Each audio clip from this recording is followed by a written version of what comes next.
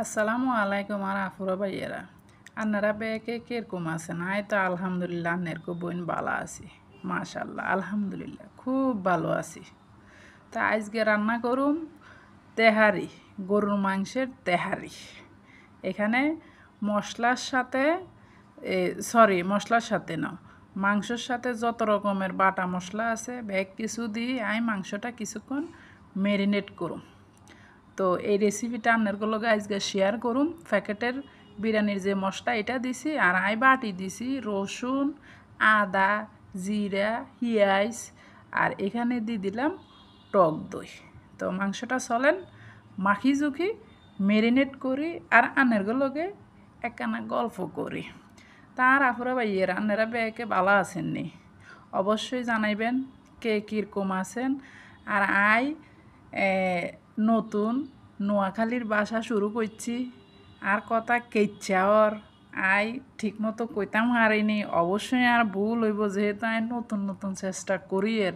আপনারা কিন্তু অবশ্যই আরে উৎসাহিত করবেন।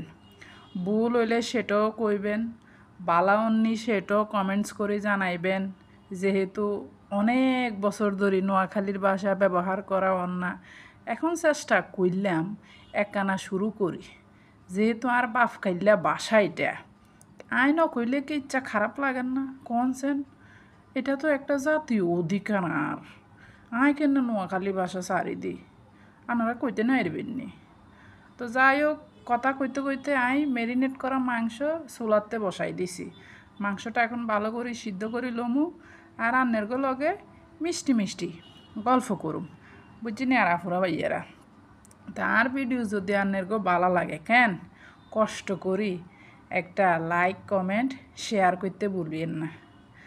তারপর ফলো দিয়ে আর পাশে থাকিয়েন।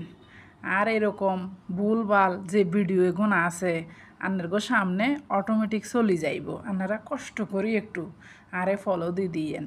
আর ইউটিউবে যে আপু ভাইয়েরা দেখেন আপনারা কষ্ট করি একটু সাবস্ক্রাইব করি আর পাশে থাকিয়েন, বুঝছেন নি?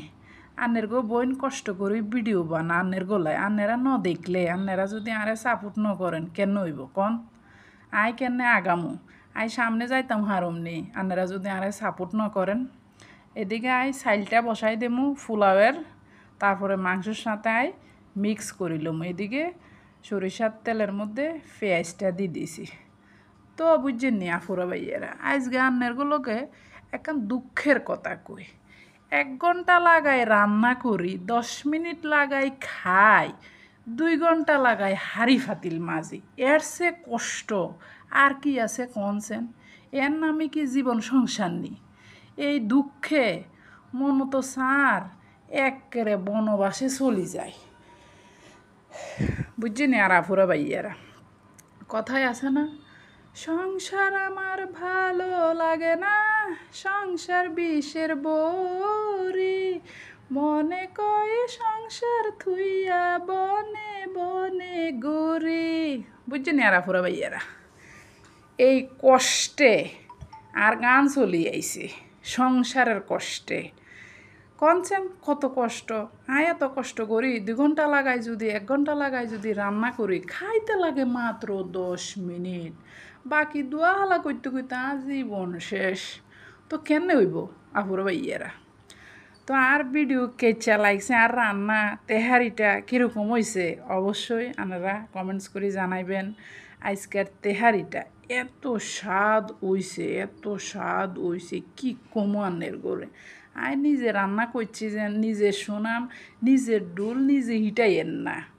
এনে যারা খাইছে বাসায় বাকিরা তারা কইছে তারা ডুল হিটার, ভাবলাম যে আর ডুল যদি ন হিটাই কেন হইব কোন? মাঝে মধ্যে নিজের ডুলও নিজে একখানা হিটান লাগে কেন আফুরা ভাইয়ারা? যদি নিজের ডুল না হিটায় আন্নারা কি কইতে না এরবেন নি, শুনবেন নি কোনো? আন্নের করে একখানা লুপ লাগান লাগতো না। দেখেন আর বিরিয়ানি ওই গেছে। তো অবশ্যই সবাই ভালো থাকবেন, সুস্থ থাকবেন, আল্লাহ দোয়া করিয়েন। আল্লাহ হাফেজ।